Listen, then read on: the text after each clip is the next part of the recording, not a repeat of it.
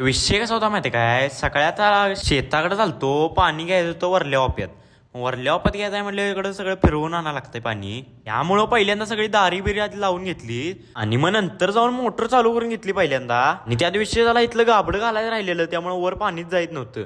मग नंतर ते बंद करून घेतलं आणि लगेच पाणी पडायला लागलं वर. खालच्यापेक्षा पाणी जरा वर कमीच येतंय आणि हळू बी येतंय. इथं यालाच तासभर पाणीला वेळ झाला. ह्या वाप्याला बरोबर 2 तास लागतात पाणी प्यायला. हे पिऊन झाले खालचा वॉल फिरवला, वरलं पाईपातलं पाणी आणि खालचं पाणी दोन्ही मिक्स झालं. मग सगळं पाजून झालं, आता घरला निघालेलो कारण जाणार होतो जरा वारण्याला.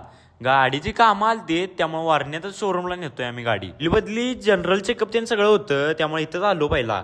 आणि इथं बरोबर आलतो टायमिंगला, त्यामुळे कोण नव्हतं. गाडी बी लगेच वर उचलून घेतली आणि कामं बी चालू झाली लगेच. इथं आल्याला एक फायदा आहे तो म्हणजे की लगेच काम करून मिळतंय आणि जनरलचे काम एकदम चांगलं करतात. हे सगळं झालं आणि मग इकडे सर्व्हिसिंगला गाडी आलेली. तिथंच आम्हाला 4 वाजलेलं.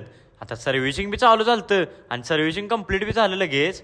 इथंच आम्हाला 5 वाजलेत आणि मग निघालेलो आता गावाकडे. जाताना म्हणलो कोतोल मार्गे जाऊया, फास्ट जातंय. लगेच गावात आलो आणि भावांनो आजचा जर व्लॉग आवडला असेल तर जाता आता भावाला फॉलो करून घ्या. भेटू पुढल्या व्लॉग मध्ये 100%.